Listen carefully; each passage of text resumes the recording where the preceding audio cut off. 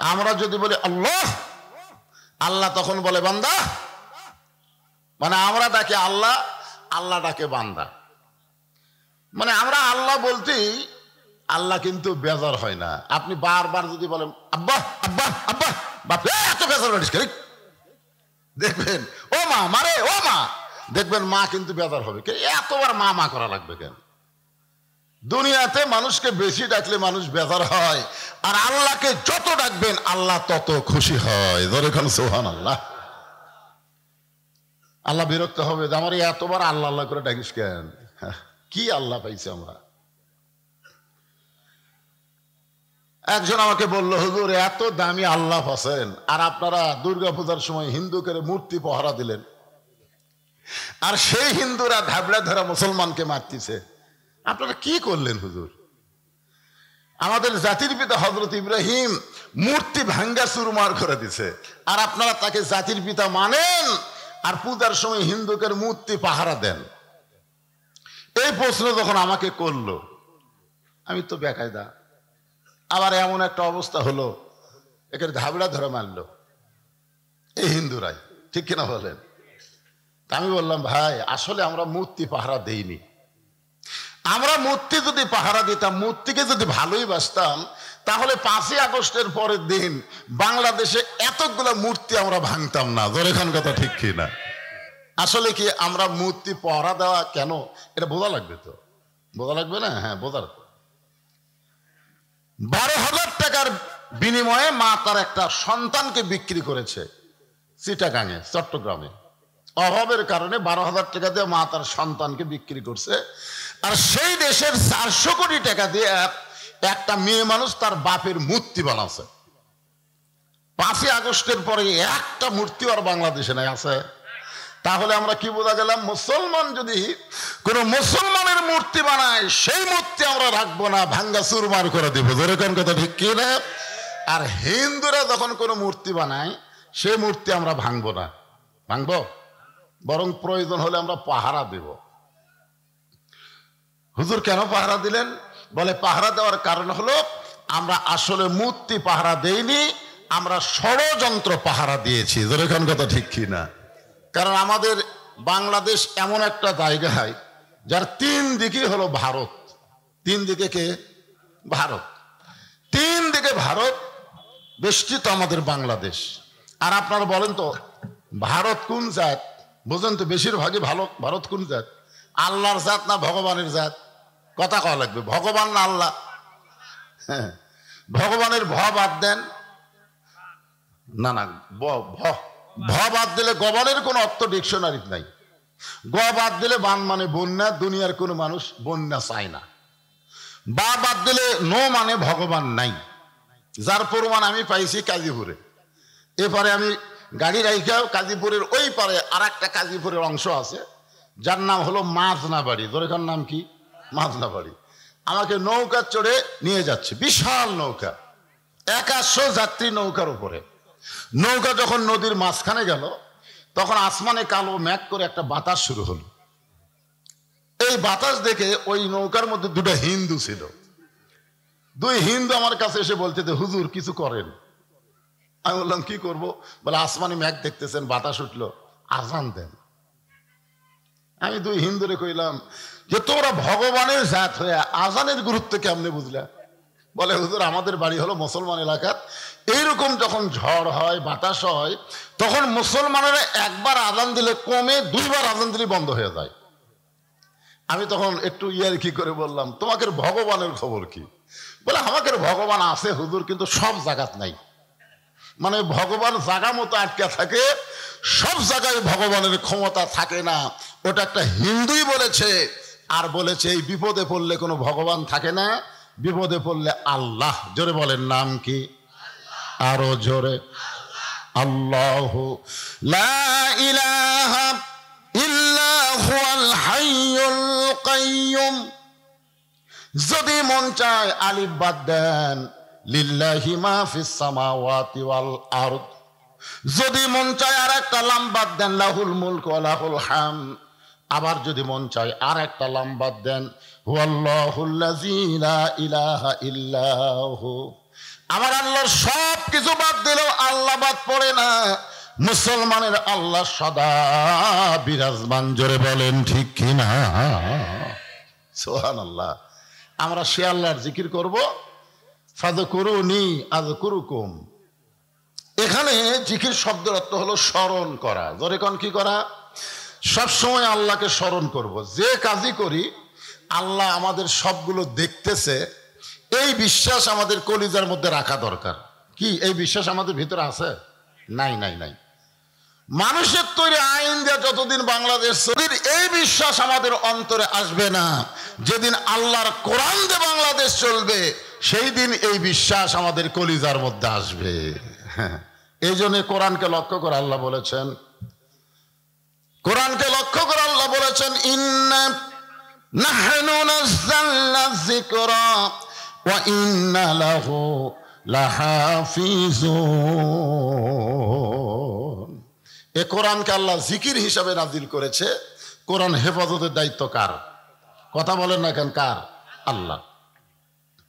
এখানে ফাযকুরুনি আযকুরুকুম, এখানে বলা হচ্ছে যে আল্লাহকে স্মরণ করবে, আল্লাহও তার স্মরণ করবেন। আমি ছোট্ট একটা ইতিহাস বলি। নূহ আলাইহিস সালাম শুকনা জায়গায় একটা নৌকা বানাচ্ছিলেন। জোরে কোন কি বানাচ্ছেন? সবাই জোরে বলেন, নাম কি? আরো জোরে। জোর হলো না। আসলে নৌকা নাম শুনলেই কেমন যেন মনে হয়। আরে সর্বপ্রথম দুনিয়াতে আল্লাহর পক্ষ থেকে একজন নবী মিস্ত্রি হয়ে তৈরি করছে, সে যানবাহনের নাম কিন্তু নৌকা। আপনার কি মনে করতেছেন নৌকা আজকালকার যানবাহন? সর্বপ্রথম এই নৌকা তৈরি করেছেন আল্লাহর হুকুমে। যিনি তৈরি করেছেন তিনি আবার আল্লাহর নবী। এই নৌকা যখন তৈরি হচ্ছে, এমন সময় এক বুড়ি মানুষ লাঠিতে ভর দিয়ে সে বলে, বাবা নূহ, এই শুকনা জায়গায় নৌকা বানানোর কারণ কি? নূহ নবী বললেন, বুড়িমা, বন্যা নামক একটা গজব আসবে, এই গজব থেকে বাঁচার জন্য নৌকা তৈরি হচ্ছে। বিশাল একটা বন্যা হবে, গোটা পৃথিবী ডুবে যাবে। এই নৌকার ভিতরে যারা থাকবে আল্লাহ তাদেরকে শুধু জীবিত রাখবে। বুড়ি বলতেছে, বাবা নূহ, এই সামান্য নৌকার মধ্যে সবাই যদি উঠতে চায় তাহলে কি জায়গা হবে? নূহ বলতেছেন, বুড়িমা, এই নৌকার শর্ত হলো, এই নৌকার আবার শর্ত আছে। নৌকার শর্ত কি? আল্লাহর বান্দা বান্দি যারা নৌকার ভিতরে জায়গা পাবে তারা, ইমানদার বান্দা বান্দি যারা নৌকার মধ্যে জায়গা পাবে তারা। বেঈমানদের জায়গা নৌকা হবে না, বেঈমানদের জায়গা এই নৌকায় হবে না। সঙ্গে সঙ্গে বুড়ি বললেন, বাবা নূহ, আমিও নৌকায় চড়তে চাই। নূহ বললেন, বুড়িমা, তাহলে আল্লাহর জিকির করেন, লা ইলাহা ইল্লাল্লাহু নূহু নবিয়ুল্লাহ। যখন যে নবীর সময় কলেমা কিন্তু ঠিকই আছে। আদম আলাইহিস সালাম লা ইলাহা ইল্লাল্লাহ, আদম ও সফিউল্লাহ। নূহ আলাইহিস সালাম লা ইলাহা ইল্লাল্লাহ, নূহ নবিয়ুল্লাহ। লা ইলাহা ইল্লাল্লাহ, ইব্রাহিম খলিলুল্লাহ। লা ইলাহা ইল্লাল্লাহ, ঈসা রুহুল্লাহ। লা ইলাহা ইল্লাল্লাহ, মুহাম্মাদুর রাসূলুল্লাহ। তার মানে লা ইলাহা ইল্লাল্লাহ এটা আমাকে নবীর সময় না, ওটা আদম আলাইহিস সালাম থেকে শুরু হয়েছে। জোরে কোন ঠিক কিনা? সঙ্গে সঙ্গে নূহ বললেন, বুড়িমা, আপনার আর কোনো টেনশন নাই। বন্যা নামক গজব যখন শুরু হবে, আমি নূহ তখন আপনার হাতটা ধরে নৌকায় উঠাইয়া নিব। বন্যা গজব যখন শুরু হবে তার আগেই আপনার হাত ধরে আমি আপনাকে নৌকায় উঠাইয়া নিব। বুড়ি বললেন, আলহামদুলিল্লাহ আশকুরুলি ওয়ালা তাকফুরুন। বুড়ি কি বললেন? আলহামদুলিল্লাহ। নূহ নবী চুম করছে, কে রে? আমি হাত ধরে নৌকা তুটাবো, আর বুড়ি আমার প্রশংসা না করে প্রশংসা করলো কার? কথা বলেন, আল্লাহ। আমরা কিন্তু 15.5 বছর এটা ভুলে গেছিলাম যে আল্লাহর যে প্রশংসা করা লাগবে, এটা আমাকে খেয়ালই ছিল না। কথাই কথাই হাসি না, এমনকি মনোবতের মধ্যেও হাসি না। রব্বানা আতিনা ফিদ দুনিয়া হাসিনা ওয়া ফিল আখিরাতি হাসানা। দুনিয়াতে হাসিনা, মরে গেলে হাসানা। আপনারা বলেন তো, যে দুনিয়াতে হাসিনা হাসিনা বলবে, আখিরাতে সে হাসানা পাবে? কথা বলেন রে ভাই। দুনিয়াতেও হাসানা, আখিরাতেও হাসানা। আপনারা দুনিয়ার সৌন্দর্য চাবেন কি দিয়া? হাসিনাক দিয়া না আল্লাহর কোরআন দিয়া? জোরে বলেন কি দিয়া? হাসিনার কোনো আইন চলবে না, হাসিনার কোনো সংবিধান চলবে না, আইন চলবে আল্লাহর। সংবিধান হলো আল্লাহর কোরআন। ঠিক কিনা বল? ঠিক বলেন না কেন আপনারা? ঠিক না বলা পর্যন্ত ঠিক হবার পারবেন না। মুখ দিয়ে যতক্ষণ ঠিক না বলবেন আপনি ঠিক হবার পারবেন না। মুসলমান দাবি করবেন, মুনাফিক অবস্থায় মৃত্যু হবে। আমরা কি চাই মুনাফিক হয়ে মরবার? কারণ মুনাফিক থাকবে জাহান্নামের সবচাইতে উপরে। দেখছেন, আপনারা ভালো জানেন। আমি কইলাম উপরে, আপনারা কইলেন নিচে। সাহাবেরা বললেন, হুজুর মুনাফিক যখন জাহান্নামের নিচে থাকবে এদের খাবার কি হবে? আল্লাহ রাসূল বললেন, জাহান্নামের উপরে থাকবে কাফেরেরা। এই কাফেরেরা যে পেশাব পায়খানা করবে, ওই পেশাব পায়খানায় মুনাফিকেরা খাবে। মারাত্মক কথা। সাহাবারা বললেন, হুজুর এই বদমাইশ মুনাফিক কোন দল থেকে বার হবে? মুনাফিক আসলে কোন দলের লোক হবে? আল্লাহ রাসূল বললেন, ইহুদির মধ্যে, হিন্দুর মধ্যে, খ্রিস্টানের মধ্যে, বৌদ্ধর মধ্যে, অন্য কোনো জাত ধর্মের মধ্যে মুনাফিকের আবাদ হবে না। মুনাফিকের আবাদ হবে মুসলমানের ভিতরে। এখন বলেন তো মুনাফিক কারা? আল্লাহর কোরআনের আইন থাকার পরও যারা মানুষের আইন দিয়ে চলতে চায় তারাই হলো মুনাফিক। যেরকম কথা ঠিক কিনা? আপনারা বলেন, কোরআনের আইন আছে না নাই? সে আইনের জন্য কোনো আন্দোলন করলো না, কোনো চেষ্টাই করলো না। বরং যারা কোরআনের হক কথা বলে তাদের বিরুদ্ধেও আবার চাষটানে গল্প হয়, যে ভবিষ্যৎ ওয়াজ করে বেড়াচ্ছিল, ওই একটা দলের হয়ে ওয়াজ করে গেল। শালা কত বড় মুনাফিক! আমি বলে একটা দলের ওয়াজ করতেছি, আমি ওয়াজ করতেছি আল্লাহর কোরআনের। জোরে কোন কথা ঠিক কিনা? এই মুনাফিকের আগামীকাল গল্প করবে যে সন্ধ্যার সময় যে ওয়াজ করে গেল, একটা দলের হয়ে ওয়াজ করলো। কোন দল? কোন দল রে পাগলা? হ্যাঁ, জামাতের কথাই উঠছে। ওয়াজ কবি একটা কথা বলেন কেন আপনারা? আল্লাহর দল। জামাত যদি আল্লাহর দল হয় তাহলে জামাতই হবে, অসুবিধা কি? আল্লাহ কোরআনে বললেন, আমিনান নাসি মান ইয়াকুলু আমান্না বিল্লাহি ওয়া বিল ইয়াউমিল আখিরি ওয়া মা হুম বিমুমিনিন। মানুষের মধ্যে এমন কতগুলো মানুষ আছে যারা বলবে আমরা আল্লাহ বিশ্বাস করি, আখিরাতকে বিশ্বাস করি, এরপরও আল্লাহ বলেছেন তারা মুমিন না। তারা মুমিন না হওয়ার কারণ হলো তারা আল্লাহ বিশ্বাস করে, আখিরাত বিশ্বাস করে, মানুষের আইন দিয়ে চলতে চায়, আল্লাহর কোরআনের আইন মানতে চায় না। এরাই হলো মুনাফিক। যেরকম এরা কি? তাহলে মুনাফিকের আবাদ কার মধ্যে হয়? মুসলমানের ভিতর থেকেই মুনাফিকের আবাদ হয়। একটু মনোযোগ দিয়ে শোনেন। নূহ নবীর কথা শুনে বুড়িমা চলে গেল। কিছুদিন পর বন্যা শুরু হয়ে গেল। এত বিশাল একটা বন্যা হলো, এমনকি এভারেস্ট শৃঙ্গ পর্যন্ত বন্যার নিচে ডুবে গেল। পৃথিবীর সবচাইতে উঁচা যেটা ছিল এভারেস্ট, মাউন্ট এভারেস্ট, ওটার উপরে পানি উঠে গেল। এক টানা 40 দিন পর্যন্ত পানির নিচে পৃথিবী ডুবে থাকলো। 40 দিন, 40 সেকেন্ডই তো আমাকে অনেকের বাঁচবি না। ধরে কোন কথা ঠিক কিনা? 40 দিন পরে বন্যার পানি কমে গেল। নূহ নবীর নৌকা যদি পর্বতে যখন ভেঙে গেছে, এমন সময় আল্লাহ ডাক দিয়ে বলে, নূহ রে, নৌকার খবর কি রে? নূহ, নৌকার খবর কি? নূহ বলতেছে, আল্লাহ, নৌকার ভিতরে যারা জীবিত আছে তারা, নৌকার বাহিরে যারা ধ্বংস হয়েছে তারা, নৌকার ভিতরে যারা জীবিত আছে তারা, আর নৌকার বাহিরে যারা ধ্বংস হয়েছে তারা। আল্লাহ বলে, নূহ, ওই বুড়িটার খবর কি? নূহ বলতেছে, আল্লাহ, আমার মনই নেই। কি বুঝলেন? কি বুঝলেন? একটা নবী পর্যন্ত বিপদে ভুলে যায়, আর আপনি বলতেছেন, হুজুর আমার কোনো চিন্তা নাই, আমি পিসাব ধরছি। পিসাব ধরছেন? পিসাব? আপনি জানেন বাংলাদেশের কোন পীরের বউ ওই স্বামী পীরের কাছে মুরিদ হয় না। খোঁজলে দেখেন, প্রত্যেকটা পীরের বউ আর স্বামীর কাছে মুরিদ হয়নি। যত বড় পীর হোক, বউ জানে আমার স্বামী লুচ্চা, মাঝে মধ্যে মুরিদের বইয়ের দিকে তাকা থাকে। শালার আবার পীর হচ্ছে। আল্লাহ কোরআনে বললেন, আতিউল্লাহ ওয়া আতিউর রাসূল উলিল আমরি মিনকুম, যদি পীরকে ইত্তেবা করা যেত তাহলে আল্লাহ বলতেন ওয়াতিউ উলিল আমরি মিনকুম, আল্লাহর আনুগত্য করো, নবীর অনুসরণ করো, তোমাদের পীর বাবাদেরও অনুসরণ করো। কিন্তু আল্লাহ তাআলা ওয়াতিউ না বলে উলিল আমরি মিনকুম দিয়ে বুঝাইছেন পীর যতক্ষণ নবীর তরিকার মধ্যে থাকবে ততক্ষণ তোমরা পীরকে মানবা। পীর যদি নবীর তরিকা বাদ দিয়ে নিজে একটা তরিকা তৈরি করে তাহলে বোঝা যাবে ওইটা হলো ভণ্ড। নবীর তরিকা বাদ দেয়া ওই আবার তরিকা বার করছে মোজাদ্দি দিয়া, নকশাবন্দিয়া, কাদরিয়া, চিশতিয়া।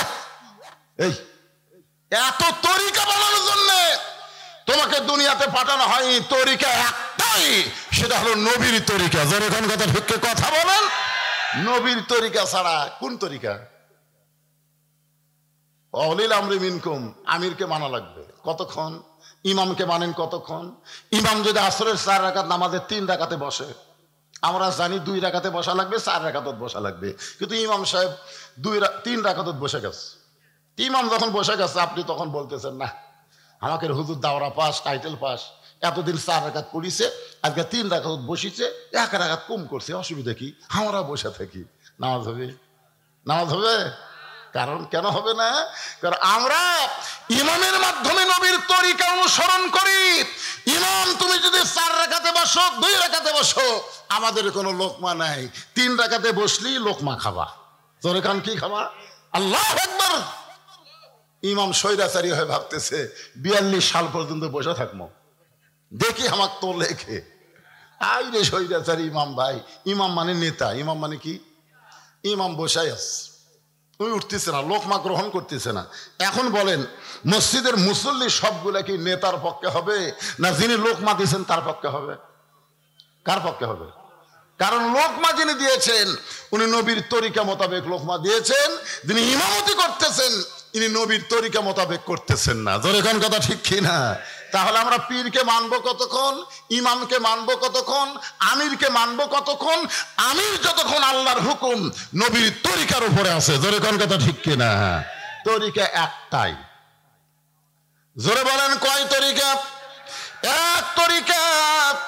আল্লাহ বলেন নূহ, ওই বুড়িটার খবর কি? নূহ বলতেছে আল্লাহ আমার মনি নাই। আল্লাহ বলতেছে তুমি বুড়ির হাত ধরে নৌকা তুলবার ছেলে, এখন বুড়িটার অবস্থা কি? নূহ বলতেছে আল্লাহ বুড়ি আবার কি হই? মরে গেছে। মরে গেছে, কারণ সব যখন মরে গেছে বুড়ি আর আছে? আল্লাহ বলতেছে নূহ আজগবি কোনো কথা বলা যাবে না, আজগবি কোনো কথা বলা যাবে না। তদন্ত করে দেখো তো বুড়ির খবর কি, তদন্ত করে দেখো। আমাদের বাংলাদেশে 15.5 বছর আজগবি কথা শুরু হয়েছিল। আজগবি, এই দাড়িওয়ালা টুপিওয়ালা রাজাকার, দাড়িওয়ালা টুপিওয়ালা জঙ্গি, দাড়িওয়ালা টুপিওয়ালা আজগবি কথা। আজগবি কথার উপরে বাংলাদেশের 116 জন আলেমকে লিস্ট করছে আজগবি। তার মধ্যে আমি হলাম 18 নম্বর আজগবি। আমার বিরুদ্ধে 27 পৃষ্ঠার একটা ভাউচার দিছে যে আমি জীবনে করি, আমি রাজাকারের গোষ্ঠী, আমি জিএমবি জঙ্গির সাথে আমার সম্পৃক্ত আছে, বহু কিছু লিখে দিয়েছে। নাম তো 18। আজগবি তদন্ত, আজগবি কারবার। আল্লাহ বলেন নূহ আজগবি কোনো কথা বলা যাবে না, কথা বলতে গেলে তদন্ত করে কথা বলা লাগবে। নূহ নবী তদন্ত করতে গিয়ে দেখে বুড়ি তো দূরের কথা, বুড়ির জীর্ণ শীর্ণ বাড়ি পর্যন্ত কিছুই হয়নি। আরে বুড়ি তো দূরের কথা রে, বাড়ি কিছু হয়নি। তাহলে সব যে 40 দিন ডুবে থাকলো। সঙ্গে সঙ্গে নূহ ডাক দিলেন বুড়ি মা। বুড়ি টোপলা নিয়ে হাজির, টোপলা টাপলি। নূহ বলে বুড়ি মা টোপলা খেন। বলে তুমি না কইছিলা বাবা বন্যা গজব যখন শুরু হবে তখন আমার হাত ধরে নৌকায় উঠবা, সেদিন থেকে আজ পর্যন্ত আমি সাইজ হয়ে বসে আছি। সাইজ আমাদেরকেও কিন্তু আল্লাহর পক্ষ থেকে বলা হয়েছে আল্লাযী খালাকাল মাউতা ওয়াল হায়াতা লিয়াবলুয়াকুম আইয়ুকুম আহসানু আমালা। যে কোনো সময় তোমাদের মৃত্যু হবে, মৃত্যুর হায়াত সৃষ্টি করছেন কে? জোরে বলেন। যে কোনো সময়। মনে করেন না যে আমার চুল পাকেনি, আমার দাড়ি ঠিক মতো গজায়নি, আমার সময় আছে, আমার দাদা বুড়া হয়ে গেছে, দাদার কাছে আগে আজরাইল আসবে, তারপরে সিরিয়াল মোতাবেক আমার কাছে আসবে। এই চিন্তা করতেছেন নাকি? চিন্তা করতেছেন? তাহলে আপনারা বলেন যে কোনো সময় যদি মৃত্যু আমাদের কাছে আসে, আপনার কি সাইজ হয়ে আছেন? সাইজ বুড়ি কিন্তু সাইজ, বুড়ি কি আসেন, আসা মাত্রই বুড়ি কি বলবে, দেখি তো আমার ব্যাগ কুটি থুসি, আমার শাড়ি কুটি আছে, আমার বোরকা কুটি আছে, এগুলো খোঁজার টাইম আছে? বুড়ি আগে থেকে বলতেছে আমি সাইজ হয়ে বসে আছি। কিন্তু যেদিন ডাক পড়িবে কবর মাঝে যাইতে, জোগাড় কিছু করছো বন্ধু তার মাঝে বিছাইতে। কিন্তু যেদিন মানে কবে? কথা কয় না রে পরে, কবে রে? নির্দিষ্ট টাইম আছে। তাহলে মশান মারতেছেন কেন? মশান কি? মশান চারতলা বাড়ি বানায় রড বার করে থোছে, চারতলা বাড়ি বানায় রড বার করে থোছে। কি রে ভাই খবর কি? চারতলা করছি ভাই, আর একতলা করবার চাই। দুই কান্দে দুই ফেরেশতা কয় শয়তান, তুই যখন ঘাড় কাট করে উপর দিকে তাকাস, তোর ইমান কি বলে? উপর দিকে যতই তাকা উপরে থাকতে পারবি না, নিচতলায় থাকা লাগবে। জোরে কোন কথা ঠিক কি না? নিচতলা মানে একতলা না, নিচতলা মানে কি? কি মশান? হায় হায়, চাল চলন দেখে মনেই হচ্ছে না যে ই মরবি। মসজিদে আজান দিছে, ঘাড় কাত করে চলে যাচ্ছে, ঘাড় কাত করে চলে যায়, নামাজ পড়ে না, মুসলমান দাবি করে। এরকম আছে না নাই? জোরে কোন আছে না নাই? তুমি আজান শোনার পরে আল্লাহর নামাজ না পড়ে ঘাড় কাত করে কোথায় যাচ্ছ? বলে তাড়াতাড়ি যাই ভাই, বাজারে না গেলে বাজার হবে না। আল্লাহ রাসূল বলেছেন বাইনাল আবদুল কুফরি তরকুস সালাত, বান্দার কাফেরের মধ্যে পৃথক করার জিনিসটার নামই হলো নামাজ। যে নামাজ পড়বে সে আল্লাহর বান্দা হবে, যে নামাজ পড়বে না সে হলো কাফের। এখন যদি আমি আপনাদের বলি বেনামাজি, আপনাদেরকে বলতে হবে কাফের। যদি না বলেন, নবীর সাথে আপনার দ্বিমত পোষণ করলেন। আল্লাহর নবী বলেছেন যে নামাজ পড়বে না সে হলো কাফের, এই হিসাবে বেনামাজি হলো কাফের। মসজিদের উন্নয়ন করবে মাহফিল যদি হয়, তাহলে নামাজের উপরে কিছু কথা কে তিনদেরকে কি হলো? ব্যায়াম ধরছে, ব্যায়াম ধরছে, ওই কয় মিনিট বসে থেকে ব্যায়াম ধরছে। এই শালারা সব কল সিজার করা, সিজার করা। খোঁজলে দেখেন, সিজার করা বাচ্চারা কোনো সময় স্থির থাকবে না, অস্থির। কারণ জন্মের আগেই এদেরকে জন্ম হচ্ছে, বুঝছেন না?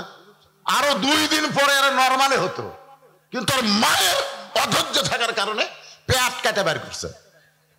পেট কেটে দেখার ঘুমই ভাঙ্গেনি। ঘুমই যদি না ভাঙ্গে, ডাক্তাররা চিন্তা পড়ে গেল, কে রে পেট তো কাটুরে, ই তো ঘুমই ভাঙ্গেনি। তখন আর পাও ধরে টানা বের করে এইরকম একটা ঘুরেন দেয়, যেই ঘুরেন দেয় মাথা একটা কান্দে ওঠে। ওই যে ঝাঁকি খাচ্ছে, ওই ঝাঁকি তারা বেশিক্ষণ থাকা পারবি না, তো এখনই শুরু হয়ে গেছে। কে রে?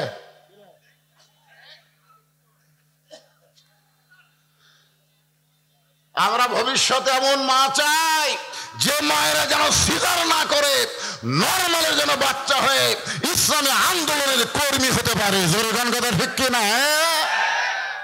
গোটা বাংলাদেশের মধ্যে আপনার ধনুট হলো নামকরণ।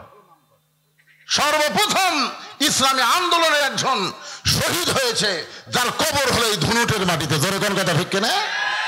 চিনেন আপনারা? সেটাই তো বলতেছি, কত বড় ভাগ্যবান। কি মায়ের পেটের থেকে হয়েছে? কোন মায়ের পেট থেকে শহীদ মালিক হলো? আর সেই শহীদ আব্দুল মালিকের এলাকার বাচ্চারা সব সিজার করা। কে সিজার করা পার্টি? পিছনে জায়গা নেই, দরজাত খাড়ায় থাকে।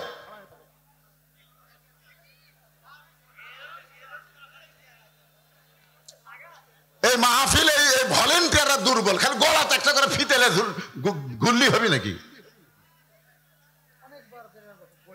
বললে হবে, হাত ধরে নিয়ে দেওয়া লাগবে।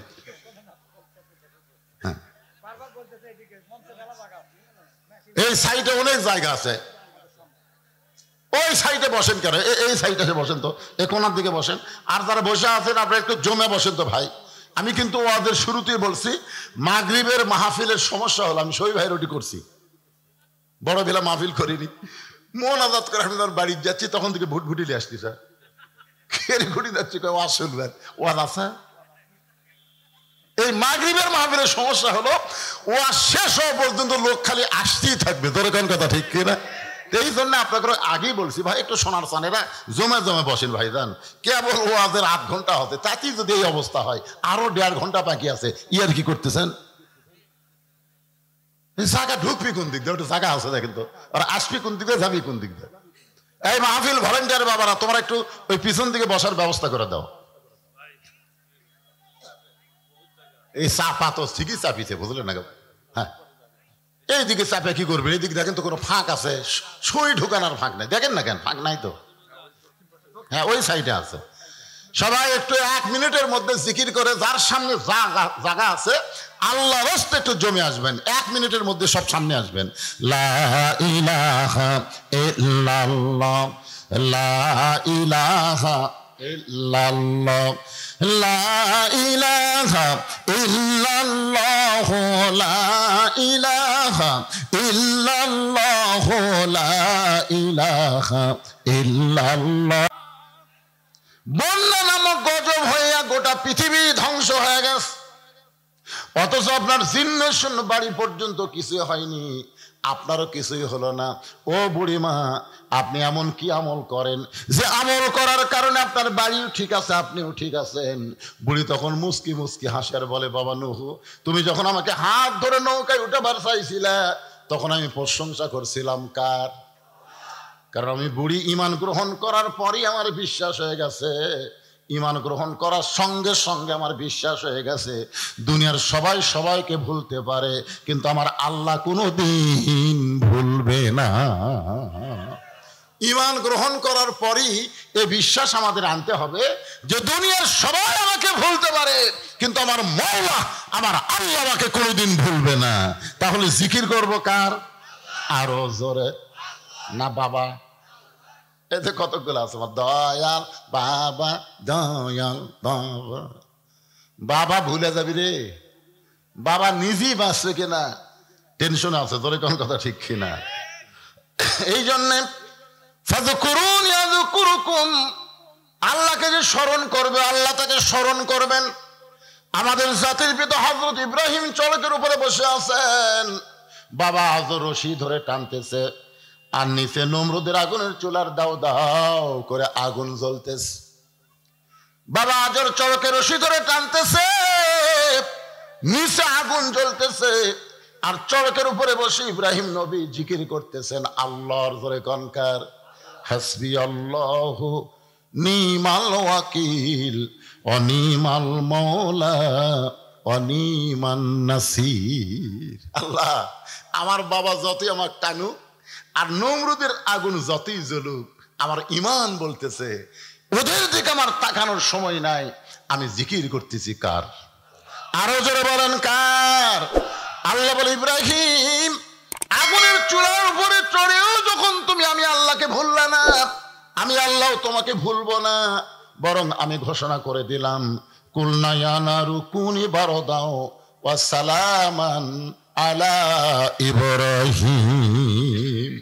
এতদিন পর্যন্ত মানুষ জানে আগুন পুড়াতে পারে, কিন্তু আজকে ইব্রাহিমের জিকিরের কারণে আগুনকে আমি শান্তিদায়ক করে দিলাম। আচ্ছা, এটা কি আপনারা বিশ্বাস করেন? বিশ্বাস করেন? নমরুদের আগুনের চুলা শান্তিদায়ক হয়ে গেছিল, কুলনা ইয়া নারু কুনি বারদাও ওয়া সালামান আলা ইব্রাহিম। তাহলে ইব্রাহিমের জন্য যদি নমরুদের আগুনের চুলা শান্তিদায়ক হয়, তাহলে ইব্রাহিমের সন্তান হলাম আমরা। আমাদের জন্য ভারতের অ্যাটম বোমাকেও আল্লাহ মিষ্টি তরমুজ বানাবার পারবে। যেরকম কথা ঠিক কিনা? খালি আল্লাহর প্রতি তাওয়াক্কুল করেন, আল্লাহর জিকির করেন। কে রে ভারত, নেংটির বাচ্চা, মালওয়ানের বাচ্চারা, তোরা মুসলমানের কি করতে পারিস? কি করতে পারিস তোরা মুসলমানের? গৌর গোবিন্দকে শাহজালাল ইয়ামিনে হয়ে যেরকম সাইজ করেছে, পৃথিরাজকে খাজা সাহেব যেরকম সাইজ করেছে, মোদির ওই উগ্র হিন্দুকেও বাংলার মুসলমানও সাইজ করতে পারবে। যেরকম কথা ঠিক কিনা? কথা বলে। অনেকে বলে ভারত বড় দেশ, ভারত যত বড়ই হোক আমাকে আল্লাহ কি তার চাইতে ছোট? কথা কন না কেন? নমরুদের আগুনের চুলার কাছে ইব্রাহিম কত বড় দেয়? আপনার বলেন তো ইব্রাহিম নবী কত বড়, আর আগুনের চুলা কত বড়? আর আগুনটা জ্বলাইলো কতদিন ধরে? উপর দিয়ে পাখি উড়ে যাওয়ার পারে নাই, আগুনের তাপে পাখি পুড়ে ছাই হয়ে গেছে।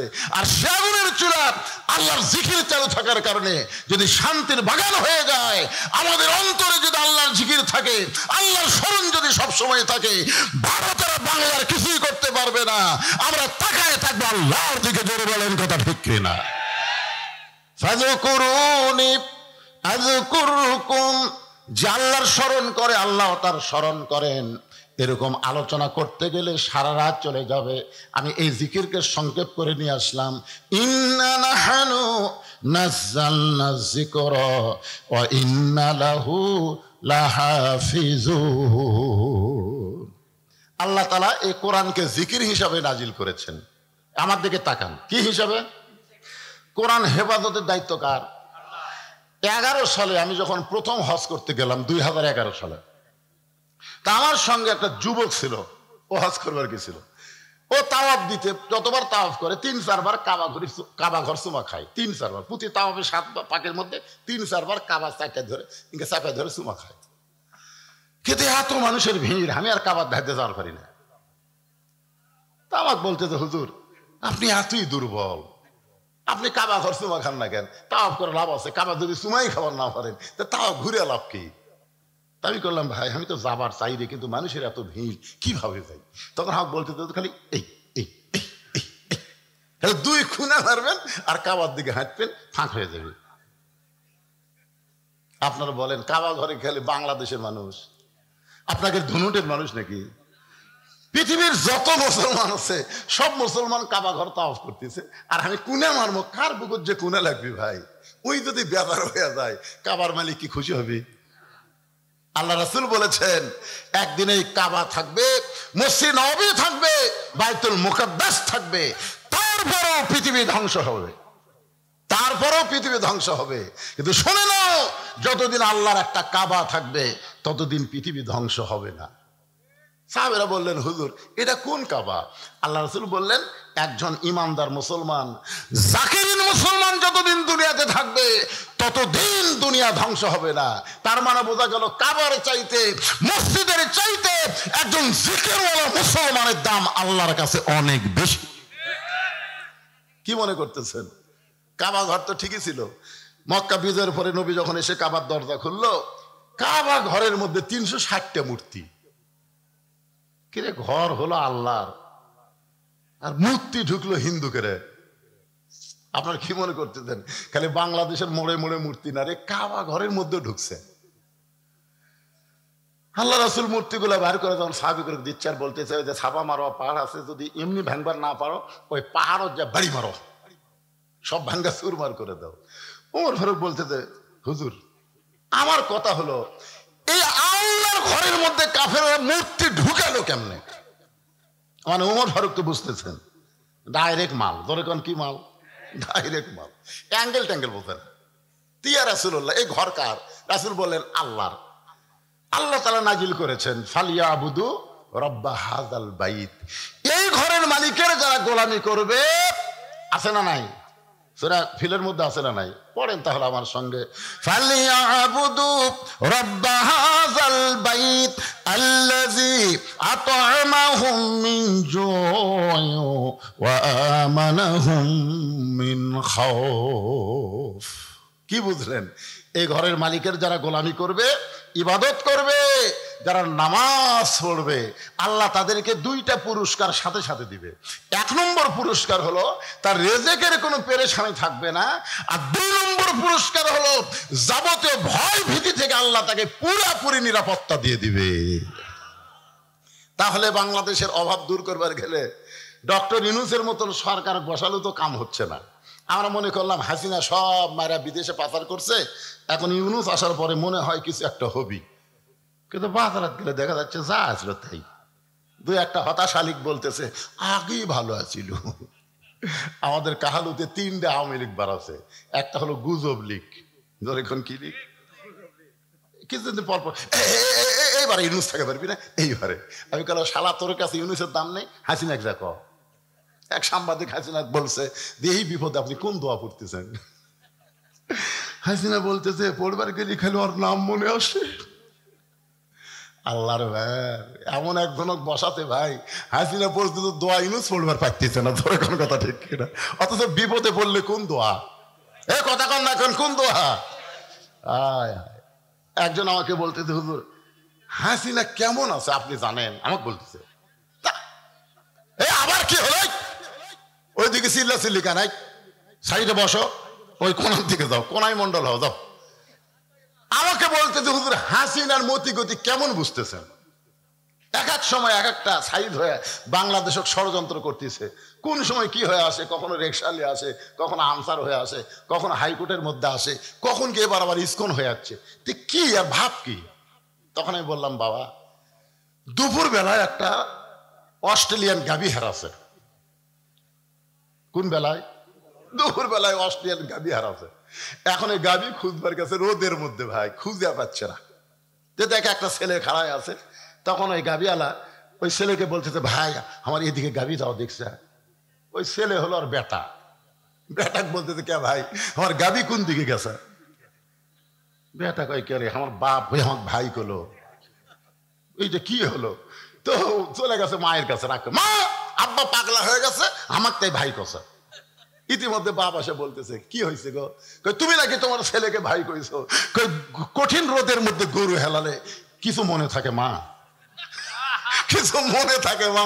একটা গরু হারানোর পরে বেটাক ভাই কয়, বক মা কয়, আর অন্যায় ভাবে 15.5 বছর যেই ক্ষমতার চেয়ারে বসে আছিল সেই ক্ষমতা হারালেই কত বড় পাগলি আছে চিন্তা করা দরকার। কথা ঠিক না? ওই কখন যে কাক কি কবি ভাই, নদীর বহু নাই তুই আরামে উঠি থাক, ধরে কোন কথা ঠিক কিনা? আমাকে দেশলে কোনো জ্ঞান দান করিস না, কারণ 900 বছর আগে লক্ষণ সের পল আছে আর হাসিনা পল আছে। পলার পরে বাংলার ক্ষমতায় তাকে জনগণ আর কোনোদিনও দেখবে না, ধরে কোন কথা ঠিক কিনা? বসে আছো দাদার বাড়ির, আল্লাহর ওলি বলেছে গাছের গোড়াতে এমন ঝাঁকুনি বাড়বে দিল্লির মামু বাড়ি দিয়ে পড়বা, ধরে কোন কথা ঠিক কিনা? আপনার বলেন তো এ পর্যন্ত আল্লামা সাইদি হুজুরের প্রত্যেকটি কথায় 100 ভাগ ফলে গেছে, ধরে কোন কথা ঠিক কিনা? আজকে শুধু সাইদি হুজুর আছে, 100 বছর বাংলার মানুষ ইমাম আজম হানিফার মতন তাকে মূল্যায়ন করবে, ধরে কোন কথা ঠিক কিনা? 15 বছর জেলখানায় বন্দি থেকে 13 বছর জেলখানায় বন্দি রেখে হাসপাতালে হত্যা করা হয়েছে। আবু হানিফাকেও জেলখানায় বন্দি রেখে 20 পানে হত্যা করা হয়েছে, ধরে কোন কথা ঠিক কিনা? আল্লাহর বান্দার একটু মনোযোগ দিবেন। ফাযকুরুনি আযকুরকুম ওয়াশকুরুনি ওয়ালা তাকফুরুন। এখান থেকে আপনাদেরকে নিয়ে আইছি এই কোরআন, ইন্না নাহনু নাযালনা যিকরা, এই জিকিরেরই কিন্তু কথা হচ্ছে, ওয়া ইন্না লাহু লাহাফিজুন।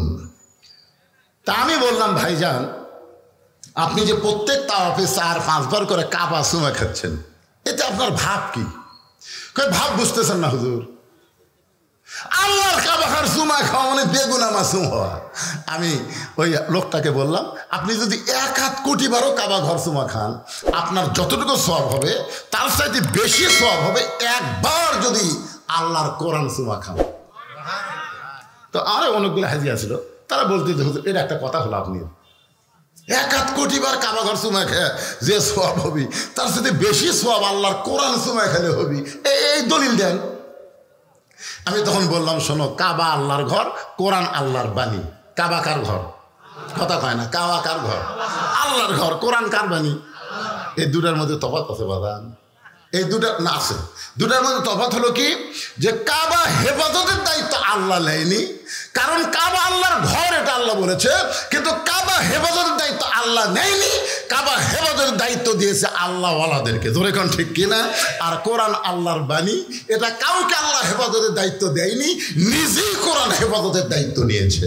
আপনার বলেন তো এর মধ্যে তফাৎ কি? খালি বড়। কাবা আল্লাহর ঘর, আল্লাহ যদি হেফাজতের দায়িত্ব নিত আপনার বলেন তো কোনো কাফের মূর্তিটা ঢুকবার পারত? খালি জিবরাইল বলবি তুই কাবার দরজার কাছে খাড়া হ, আবু জেহেল যখন মূর্তি নিয়ে ঢুকবি বাম হাতে একটা চড় মারবো। যে আবু জেহেল মূর্তি নিয়ে ঢুকতেছে, জিবরাইল মারছে চড়, ওই মূর্তি ফেলে দে দৌড়। আবু সুফিয়ান এক মূর্তি নিয়ে আছে, কে রে ভাই তুই দৌড়ালি কেন? হায় হায় আন্দারা চড় মারতিছে রে, কে মারতিছে দেখা যাচ্ছে না। আয় ভাই দেখ আমার গাল লাল হয়ে গেছে। আপনি বলেন এই চড় খাওয়ার কথা শুনে আর কেউ ঢুকবি? তার নাকি পারে না যে কাবা ঘরের দরজাতে একটা ফেরেস্তা মোতায়েন করতে, খালি ঢুকবি আর পিটন হবে। কিন্তু না, আল্লাহ রাসূল বললেন ওমর কি বলবার চাও? ওমর ফারুক বলতে সি সি, মদিনা থেকে যে কাবার দিকে আমরা মুখ করে নামাজ পড়লাম, মক্কা বিজয়ের আগে নামাজ কায়েম। সুবহানাল্লাহ, মক্কা বিজয়ের আগেই কিন্তু নামাজ কি হয়েছে? কায়েম হয়েছে। কোথায়? মদিনায়। কারণ রাসূল হিজরত করার পরে দ্বিতীয় হিজরিতে নামাজ কায়েম হলো। নবী মদিনার যায় খালি নবীগিরি করে নাই, নবীকে আল্লাহ মদিনার রাষ্ট্রপতি বানাইছিল। দরিকান সুবহানাল্লাহ। আর নবী যখন রাষ্ট্রপতি হলেন তখন আল্লাহ তাআলা নবীকে জানাই দিলেন আল্লাযীনা ইম্মাক্কান্নাহুম ফিল আরদ, মুসলমানের মধ্যে কাউকে যখন ক্ষমতা দেওয়া হবে তার 1 নম্বর কাজ হচ্ছে আকামুস সালাত, 1 নম্বর কাজ হচ্ছে নামাজ কায়েম করা, 2 নম্বর কাজ হলো আতাউজ যাকাত, যাকাত ভিত্তিক অর্থনীতি চালু করা। জোরে কোন কথা ঠিক কিনা? আরও 2টা কাজ আছে বলতেছি। তো ব্যাপার হলো তাহলে নামাজ কায়েম হয়েছে হিজরি কত সালে? 2য় সালে। জোরে কোন কত সালে? মক্কা থেকে মদিনা যাওয়ার 2 বছর পরে নামাজ কায়েম হয়েছে, আর মক্কা বিজয় হয়েছে হিজরি 8ম সালে। তাহলে এই যে 6টা বছর হলে আমরা কাবা ঘরের দিকে নামাজ পড়তেছি, কাবা ঘরের মধ্যে কাফের মূর্তি, আমাকে নামাজ কি হসে হুজুর? উমর ফারুক বলতেছে। দরকার কে? আল্লাহ রাসূল বলেন ওমর কাবা আল্লাহর ঘর, কিন্তু আল্লাহ হেফাজতের দায়িত্ব নেয় নাই। আল্লাহওয়ালা মানুষ যখন কাবার পাশে থাকবে তখন কাবা হেফাজত হবে। আপনাকে পুরাতন মসজিদ, এই মসজিদ হেফাজতের দায়িত্ব আল্লাহ নেবে না, কিন্তু মসজিদ আল্লাহর ঘর, হেফাজতের দায়িত্ব আপনাদেরকে নেওয়া লাগবে। জোরে কোন কথা ঠিক কিনা? অনেক মসজিদের মধ্যে ঢুকা দেখি টাইলস করছে, সেই সুন্দর টাইলস, কিন্তু এটা লোক দেয়া কেরে ধুলে একেরে টাইলসের উপর ধুলে একেরে। মুয়াজ্জিন সাহেব আপনি মসজিদ ঝাড় দেন না? না হুজুর। আল্লাহর ঘর ঝাড় দেন না, কারণ কি?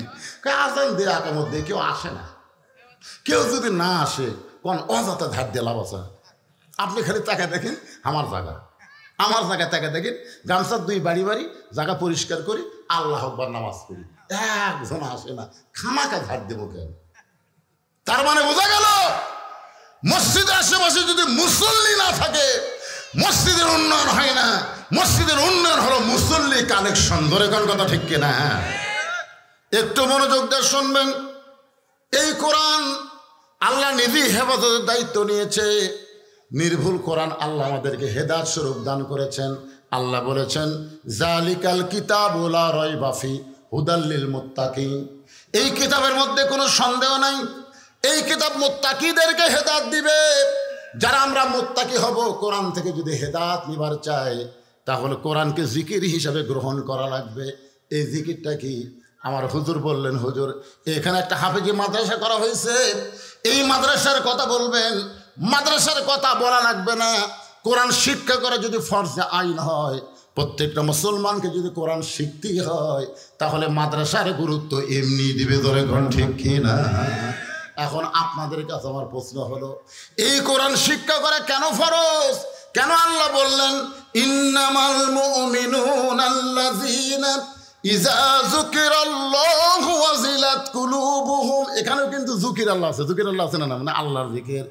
ইন্নামাল মুমিনুনা আল্লাযীনা ইযা যুকিরাল্লাহু ওয়াজিলাত কুলুবুহুম ওয়া ইযা তুলিয়াত আলাইহিম আয়াতুহু জাদাতুহুম ঈমানা ওয়া আলা রাব্বিহিম ইয়াতাওয়াক্কালুন।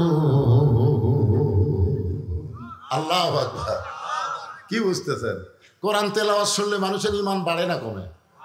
এখানে আল্লাহ এই আয়াতের মধ্যেই তো আমি বললাম ওয়াইদা তুলিয়াত আলাইহিম আয়াতুহু জাদাতুহুম ঈমানান। কোরআন তেলাওয়াতে মানুষের ঈমান বাড়ে, আর ঈমান বাড়ার লক্ষণ চুপ থাকে না। আল্লাহু আকবার বলে ঈমানের বড়ত্বের প্রকাশ করা, ধরে কোন কথা ঠিক কি না? লিল্লাহি